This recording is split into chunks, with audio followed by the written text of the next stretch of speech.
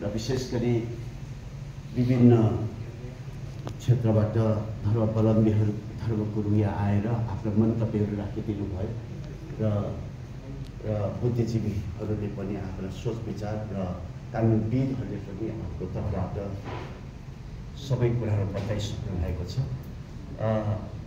अब मैले केही छुटेका कुराहरू विशेष गरी डाक्टर केबी रोकाले पनि अन्तर्राष्ट्रिय विषयमा के हुँदैछ भनेर सबै बताइसक्नु भएको छ। म यहाँहरूलाई थोरै छुटेका कुराहरू म प्रश्न गर्न चाहन्छु र यो समलिङ्गीको विषयवस्तु यो पुरानो कुरा होइन, यो अहिले हालसालै चल्दै आएका कुराहरू थिए भने पनि पहिला लुकी छुपी थिए होला नि।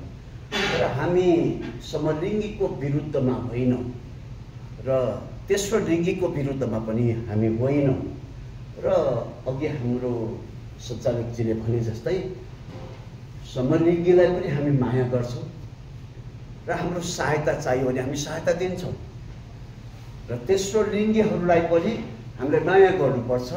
उनीहरू त्यस्तै जन्मे।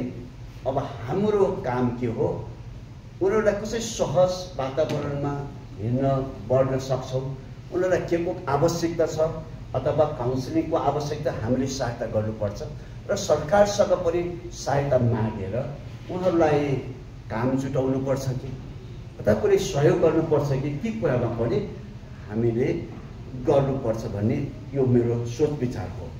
अब कुरा आयो, सबै कुरा राम्रा छन्, तर यहाँ कुरा के आयो भने अब सधैँ पुरुषले आफ्नो लिङ्गले काटेर म स्त्री हुन्छु भन्दा यसले कस्तो सन्देश दिएला र म आएर हजुरको अगाडि आएर म तिमीसँग बिहा गर्छु भने हजुरले के जवाब दिनु होला? हजुरले त यसो मन माने त ल त्यो त बोलाएछ कि भन्नु होला, पक्कै भन्नुहुन्छ, फुस्केछ भन्नुहुन्छ। यो त वास्तवमा प्राकृतिक नियमकै विरुद्धमा छ। यो त स्वच्छ वातावरण भएको परिवारलाई नि विखण्डन गर्ने, परिवारलाई नि लथालिङ्ग बनाउने, परिवारमा नि अशान्ति ल्याउने वातावरण हुन्छ। हालसालै एउटा परिवार छोराको बिहा गर्ने भनेर अमेरिका पुगे। कहिले बिहा गर्ने बाबु भन्दै म गर्छु नि बुवा भन्दै बसे। आमा बुवाहरू आत्तिएका छन्, बिहा गरेर नेपाल फर्किउला अथवा छोरैसँग बसौला गएका। यसमा नाम चाहिँ नभनौँ। अनि म गरिहाल्छु नि बुवा भन्दै छोराले त एक दिन मजाले केटा लिएर बुवा आज मैले बिहा गरेँ भनेर आइपुग्यो। अब तपाईँले विचार गर्नुहोस्, बाउको मन आमाको मन कसरी टुक्रियो होला, कस्तो भयो होला आमाको मन, कस्तो भयो होला आमाको मन, बाबुको मन। केटा लिएर आयो र आमा बाबुलाई बाध्यता के बनाउनलाई अब बुहारी भन्नु भन्ने बाध्यता के? यो पनि त प्रेम हो र? यो आदर हो र? होइन, त्यति मात्र होइन। मेरै छोरो 13 वर्ष अमेरिका बस्यो, 30 वर्ष 31 वर्ष भइसक्यो। यो छोरा बिहा गर्ने होइन, पर्ख न बुवा पर्ख भन्छ। 13 वर्षमा तिमी नेपाल फर्को, यो देशको सेवा गर्नुपर्छ। तिमीले पाएको अनुभव, तिमीले पढेको डिग्री, सिकेका कुराबाट अब नेपालमा आएर तिमीले के गर्नु, पसिना बगाऊ र नेपाल देशको सेवा गर। म पनि अमेरिका पढेँ, फर्केँ, तिमी पनि फर्को भन्दा आइपुग्यो। त्यति कुरा त सुने। तर अहिले मलाई डर लाग्छ। अहिले पनि नेपालमा छ छोरा बिहा गर्ने होइन, पर्खनुहोस् न बुवा पर्खनुहोस् भन्छ। कति दिन पर्खने, बाउको मन आत्तिसक्यो है। मलाई त डर लागिरहेछ। कान्छो छोरा पनि बिहा गरेको छ र क्यानाडामा छ। कतै मेरो छोराले भोलि गएर बुवा म त मेरै भाइसँग बिहा गर्छु भन्ने भने के भयो? अहिले यस्तो पो समय आइरहेछ। अब मलाई चिन्ता त यस्तो छ कि अहिले कान्छो छोरो बाली जाँदैछ, जेठो छोरो म पनि बाली जान्छु भन्छ। कतै बिहे गर्न गएको त होइन भने चिन्ता भएको छ। के ममा शान्ति हुन्छ? अब के घरमा शान्ति हुन्छ? यो एउटा विकृति भयो। अब हामी केही एउटाको इच्छा भयो भने त्यसै छोडिदिउँ अनि बदनाम कमाऊ। सारा समुदायमा के हामीलाई बसी खानु होला? बात त सकिएन त यस्तो अवस्थामा, मर्नु नि बाँच्ने अवस्थामा हामी पुग्छौँ। यो एउटा कुरो। अब सन्तानै कसरी जन्मान्छ त? हामीले वंश कसरी राख्ने? सन्तान अब सन्तान दर सन्तान कसरी बनाउने? यदि हामीले केटा केटालाई बिहा गर्न दियो, केटी केटीलाई बिहा गर्न दियो भने त सन्तानै जन्मिँदैन। हाम्रो वंश त अब रहँदैन, हराउँछ। सुन्दर थापै रहँदैन, अब थापै रहँदैन। यो होटल अर्यालज्यूको अर्यालै रहँदैन, अरू थापा रहला न, हाम्रो थापा मेरो सन्तान रहँदैन।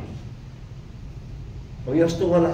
अनि त्यति मात्र होइन, यता सुन्नुहोस् न, अहिले लुम्बिनीलाई के बनाउनु लागेको छ? सन्तान जन्माउने स्थल बनाउनु लागेको छ।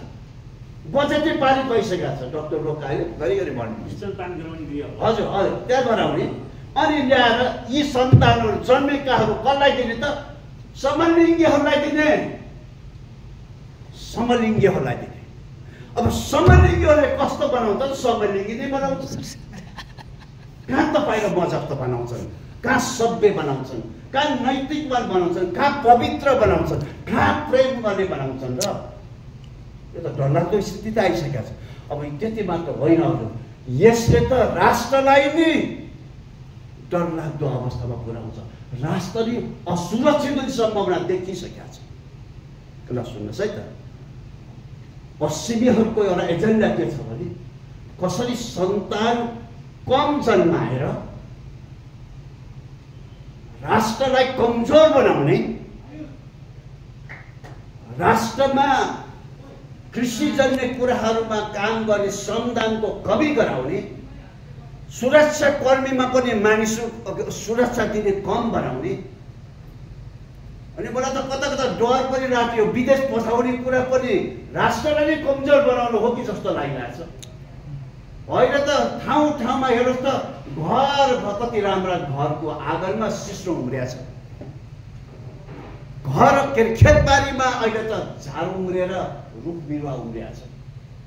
यसले हाम्रो आर्थिक स्थितिमा कमजोर बनाउँछ। हामीले सबै किनेर अरू देशबाट किनेर खानुपर्ने हुन्छ। यस्तो थोरै जनसङ्ख्या विदेश पलायन हुँदा त यस्तो स्थिति भइसकेको छ। अहिले महँगी बढेको छ कि यो उत्पादन नेपालमा हुँदैन। राष्ट्रको सुरक्षामा पनि यसले खतरा ल्याउने सम्भावना देखिएको छ। अर्को डरलाग्दो अवस्था त अझ यहाँ त सुन्नु पर्नेछ। बाहिरका पुरुषहरूले नेपालका पुरुषसँग बिहा गर्न लागे, बाहिरका स्त्रीहरूले नेपालका स्त्रीहरू, त्यो पनि राम्रा राम्रा स्त्रीहरूसँग बिहा गर्न लागे भने केही वर्षपछि जनगणना भएर उनीहरूले जित्छन्। हामी सोझा साझा नेपालीलाई थप्लकै निल्दिन्छौँ। उनीहरूले के भन्छ अरे हामीलाई यो देशको नागरिकता दिनुहोस् भनेर नागरिकता माग्छन्, हक अधिकार माग्छन्। यहाँको सबै बेचेर पैसा जति लिएर उनीहरू पलायन भयो भने नेपालको हालत कस्तो हुन्छ? यस्तो स्थितिमा त बुन्दै थिए। ओहो, हाम्रो देशमा कस्तो कुरा सुरुवात भयो यो समलिङ्गीको। यसले मलाई त डर उत्पन्न भयो। भने त म नेपाली हो भन्ने गर्व गर्ने ठाउँै नरहेन। यो देशको त खालि समलिङ्गीहरूको देश हुने सम्भावना छ। देश विदेशमा यो देशको इज्जत के रहन्छ? यो देशमा बुद्धिमानी छन्, यो देशमा पवित्र मानिस छन्, नैतिकवान मानिस छन् भन्ने नामै आउँदैन। तर सबै समलिङ्गीको राष्ट्र भनेर पाउँछ।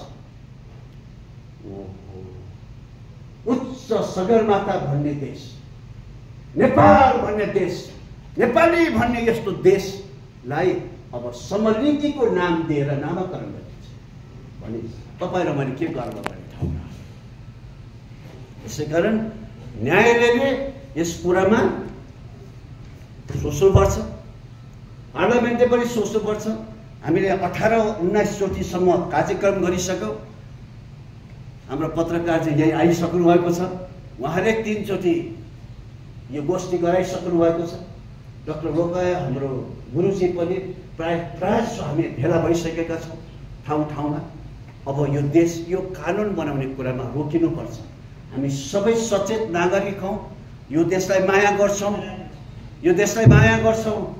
सचेत नागरिकले आफ्नो समाजमा आफ्नो देशमा के भइरहेको छ भन्ने कुरो विचार पुर्याएन, निहालेर हेरेनौँ र यस विषयमा सोचेनौँ भने र आँखा चिम्र्यौ कान थुन्यौ र जगजगाएनौँ भने भोलि ढिलो भइसकेपछि हाम्रो केही लाग्दैन। त्यसैले समय छँदै हामीले सरकारलाई सुझाव दिनुपर्छ कि शान्ति र्याली निकालेर अथवा सडकमा आउनुपर्छ कि हामी सबै एकजुट भएर आवाज उठाउनुपर्छ कि अबको यो दिन आएको छ। यति राम्रा राम्रा कुरा त सुन्यौँ, अहिले हामीले व्यक्त गर्यौँ, तर अब हाम्रो अर्को एजेन्डा के हुने हो त? के गर्ने हो त? अब हामीले कसरी सरकारलाई सचेत बनाउने त? न्यायालयलाई कसरी होसियारी दिलाउने त? यो हाम्रो सचेत नागरिकहरूको जिम्मेवारी। धर्मगुरुहरू नैतिकमा हुन्छन्, धर्मगुरुहरू पवित्रतामा जिउँछन्, धर्मगुरुहरूले शिक्षा दिएर मानिसलाई सही बाटोमा ढोलाउँछन्। अब हामी धर्मगुरुहरूले आज यदि विचार पुर्याएनौँ, सोचेनौँ र तम तयारी भएनौँ भने भोलि ढिलो भइसकेपछि हाम्रो केही लाग्दैन। हामीले नै अहिले नै के गर्नुपर्ने छ त? एकजुट भएर एक सोच राखेर हामी सबै मिलेर यो राष्ट्रलाई बचाउने काम हामीले गर्नुपर्छ। समलिङ्गीको तर्फबाट देशलाई कहिल्यै हित हुँदैन भन्ने मैले निश्चित अहिले सोचेको छु, मैले ठम्ब्याएको छु। यसले विकृति बाहेक अरू केही लाग्दैन, उच्छृङ्खल ल्याउँछ, यसले अपवित्रतालाई दोहोऱ्याउँछ, यसले सत्यनाशतिर दोहोऱ्याउँछ। हामीले धर्मशास्त्रहरू पढेका छौँ। यी पापहरू यस्तै गर्न गयो भने त भोलि तपाईँ र मेरो छोरी सडकमा हिँड्न पाउँदैन, किनकि समलिङ्गीहरूले फकाइदिन्छ, यस्तै बाटोमा डोराइदिन्छ। अर्काको छोरीलाई कुदृष्टिले हेर्नु त पाप हो भने त यस्तै कुरामा उनीहरूलाई सहकार्य गराउनु त कति ठुलो पाप। अस्ति गोर्खाबाट 2 जना केटीहरूलाई समाजबाट हटाइदिएको छ, किनकि समाजमा पढ्न जाने छोरीहरूलाई तिनीहरूले त विकृतितिर डोहोऱ्याएछ, यहाँ त बडो अशान्ति आयो। अब त बडो डरलाग्दो स्थिति छ। त्यस तपाईँ म बाबु आमा अभिभावक भएको नाताले सचेत भएर होसियारी भएर हाम्रो समाजलाई बचाउने प्रयास गर्नुपर्छ। र यति भन्दै म यहाँलाई अनुरोध गर्न चाहन्छु, यो अभियान यो मेरो मात्रै होइन, हाम्रो मात्रै होइन, समस्त यो राष्ट्रको यो विषयवस्तु यसले राष्ट्रलाई घात गर्ने काम गर्छ। योबाट हाम्रो देशलाई बचाउ, असुरक्षित बनाउँछ। सुरक्षा गर्ने काममा अहिले हामी जुटौँ। पछि आक्रमण गोलीकाण्ड आइसकेपछि बचाउन जान्छु भन्दा त त्यही गोली लाएर आफू मरिन्छ। त्यो हुनुभन्दा अगाडि नै हामीले के गरौँ? सचेत भएर जागरुक भएर बुद्धिमत्तापूर्वक यो अभियानलाई अगाडि बढाउँ र एकजुट हौँ भन्दै मेरा केही शब्दहरू यही राख्न चाहन्छु। धन्यवाद।